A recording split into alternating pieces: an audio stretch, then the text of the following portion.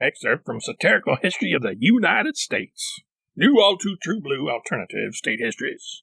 Prehistoric times.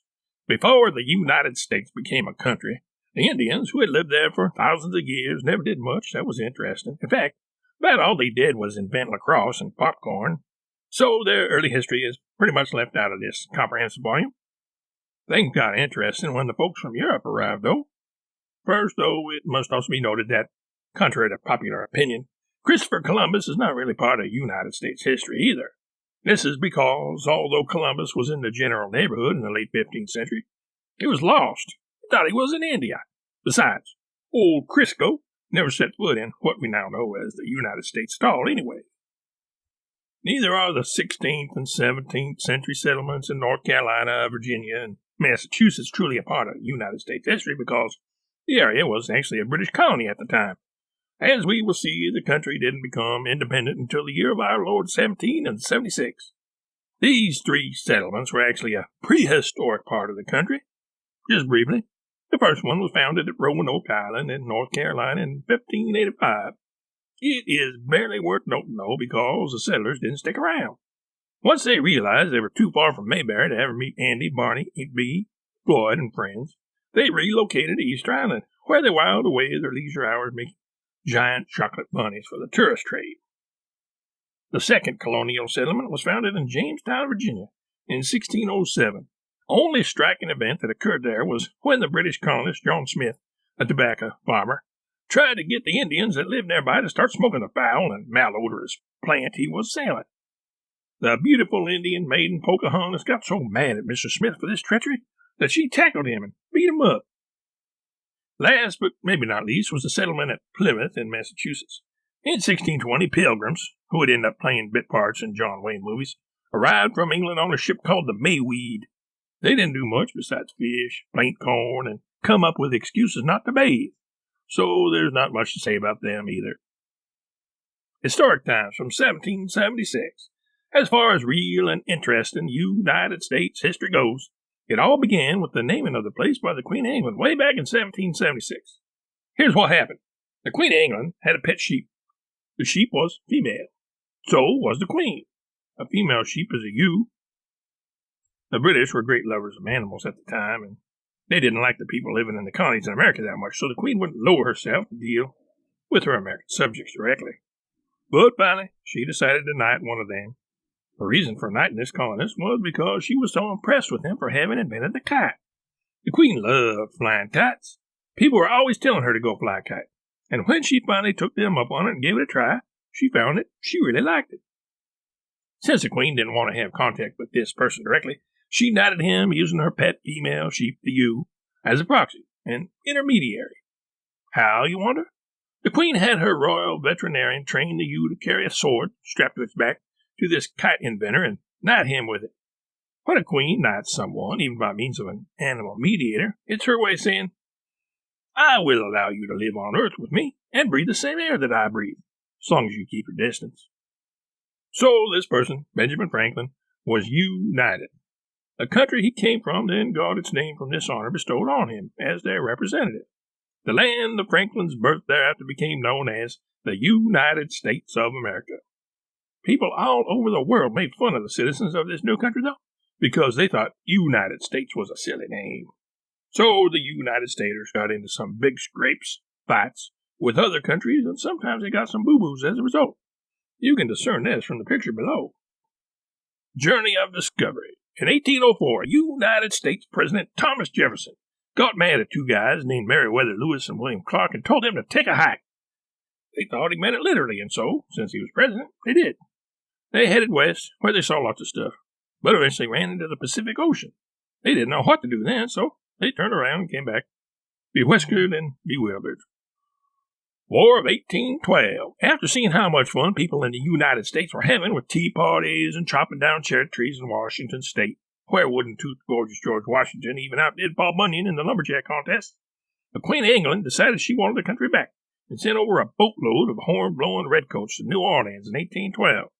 She chose this location to attack because she hated jazz, especially Dixieland jazz, and wanted her boys to drown out Satchmo and his friends with the incessant blaring of their fanfare.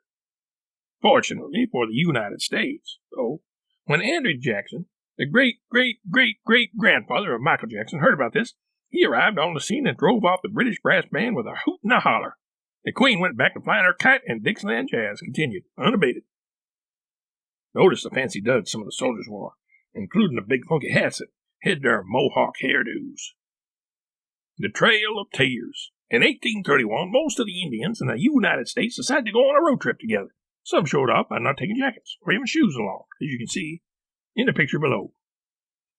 On seeing the scenic wonders of Oklahoma, the Indians decided to stay there forever. They rushed in and made their land claims, taking advantage of the Homestead Act.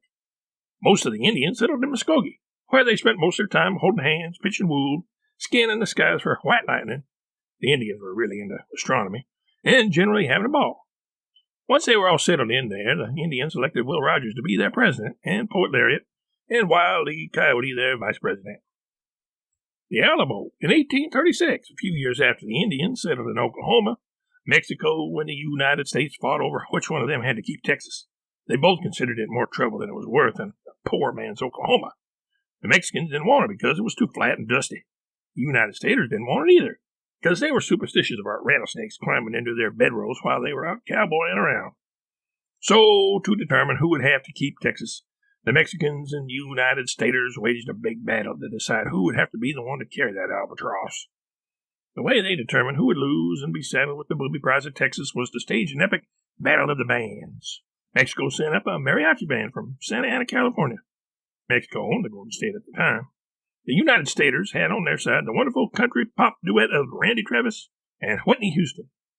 Once the two sides started simultaneously playing their music, the mariachi band playing La Bamba and the United Staters crooning out Digging Up Bones, the cacophonous din caused a herd of armadillos to swarm down onto the prairie, overrunning the United Staters and squashing them flatter than the proverbial pancakes. Thus the Mexicans won, and the United States had to keep Texas. They then pretended they had wanted it all along. That's usually what politicians do when things don't go their way. They pretend that whatever ends up happening is what they had planned and wanted for all along. Civil War between the states. In 1861, Harriet Beecher Stowe stopped by her Uncle Tom's cabin to borrow some sugar for a cake her mother was making. There she met a man named John Brown. To make a long story short, they got married and moved to Harper's Ferry, Virginia. John got into trouble with the governor of Virginia, Robert E. Lee, for hunting squirrels out of season. The Browns got so angry about the silly law that they seceded from Virginia and started their own state, breaking off to form the neighboring state of West Virginia. Pretending to be a friend, Jefferson Davis visited the Browns, giving John a necktie as a belated wedding present. The necktie was poisoned with smallpox, though, and John died soon thereafter. Harriet then moved to Connecticut, changed her name to Molly, and became famous for being unsinkable. This fame came to her because, even though she didn't know how to swim, she could float in the Ohio River till kingdom come. Apparently, she never lost her baby fat. While doing some genealogical research, hoping to find that her late husband was somehow related to Buster and or Charlie Brown, she stumbled across some information that proved that Frederick Douglass and Stephen Douglass were long-lost cousins. Mrs. Brown, who, by the way, now had a lovely daughter, she was pregnant at the time John died, wanted to let United States President Abraham Lincoln know about this, so she boarded a package to New Orleans and then took the Underground Railroad to Gettysburg, Pennsylvania. During the idle hours of the journey, Molly entertained herself by writing a nifty little speech for Lincoln, which he delivered from the back of a train while munching on stovetop stuffing between paragraphs. However, when Lincoln refused to credit Mrs. Brown for her authorship of the speech, she left in a huff for Appomattox to hire the Grant brothers, Lou and Bud, to represent her in a copyright infringement case against the mustache-challenged president. Mrs. Brown lost the case. Everyone still thinks Lincoln wrote it until now. Molly got so mad about this that she joined forces with Jesse and Frank James and burned down Vicksburg and Georgia just to show how put out she was over the whole situation. However, it should be noted that Mrs. Brown always said please and may I before sacking or burning a town or even an entire state. She never forgot to smile warmly and even affected a sweet southern accent.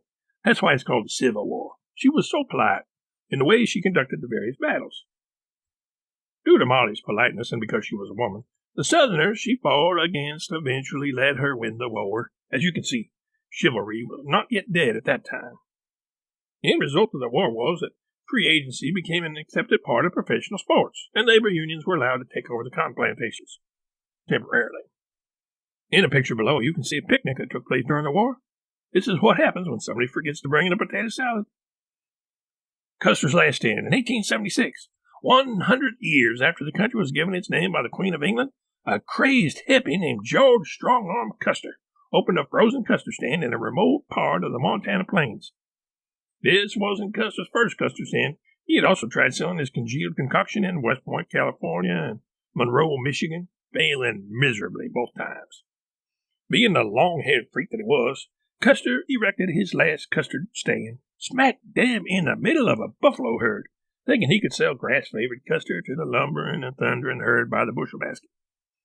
Indians who lived nearby, hearing about the custard stand, came from miles around to give the new test sensation a try.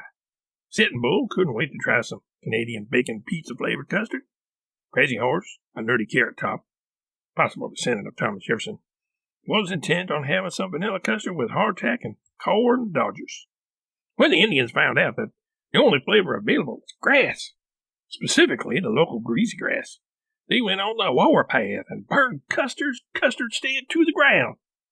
This turned out to be Custard's last custard stand, because he was so disgusted at the poor reviews the Indians gave him on Yelp that he gave up the business altogether and joined Buffalo Bill's circus as a clown. In the picture below, you can see the general melee that ensued when the Indians discovered Custer's measly monocultural custard offerings. They yelled, cried, stamped their feet, jumped up and down, and finally performed a ghost dance around Custer and his men until they dropped from sheer exhaustion. Moon landing. In 1969, United States President Richard Tollhouse Nixon got into a heated argument with Boris Pasternak. Nixon asserted that his book, Richard's Almanac, had sold more copies than Pasternak's light novel, Dr. Chicago. Pasternak claimed that if all the copies of Dr. Chicago that had been sold were stacked on top of Fidel Castro's head, they would reach all the way from Cuba to the moon. Nixon misunderstood Pasternak, thinking that the Russian author was claiming that such a feat was already taking place in actuality, that the failed baseball player Castro was doing his darndest to balance millions of books on his noggin. Worried about the strain on Mr. Castro's neck from the weight of all them books, Nixon had his mad scientist friend Werner von Braun quickly build him a spaceship and then send it up to the moon to check on Pasternak's claim. Finding nothing but rocks and flags blowing in the non-existent wind up there on the moon, Nixon mercilessly teased Pasternak and challenged him to a game of chess. Pasternak accepted, but sent a proxy, Boris Spassky. Most Russian men were named Boris back then. And instead, smelling a rat, Nixon countered by delegating Bobby Fischer to go in his place, who hitched a ride to Russia with F. Gary Powers. As a prank, Powers pressed the ejector seat button just as the minarets of Red Square came into view, and they parachuted together down into the land of vodka and furry hats. Fisher won the match, and the world was forced to recognize the United States as landlords of the moon and masters of the chessboard. Below, you can see a picture of an astronaut looking in vain for Pasternak's books on the moon. Watergate. In 1972, still feeling his oats after the incident with Pasternak, United States President Richard Tollhouse Nixon was caught on a surveillance camera dancing La Macarena in a room at the Watergate Hotel for 18 minutes straight, by himself, naked. In those halcyon and conservative days of yore, this was not only considered excessive, but also just plain wrong, on multiple levels. The news about this nasty dancing was leaked to Stan and Jan Berenstain at Bob's Woodyard, a local watering hole in rural New York City, by a jealous plumber who happened to have been watching the surveillance footage. Naturally, the news and video of this nocturnal booty shaking ended up in the next Berenstain Bears book, and soon barely nobody had read about it. The president denied that it was him on the tape, claiming it was really his body double, Little Richard, who had been cutting the rug that way. Over and over again, Nixon went on record saying, "I am not a dancer."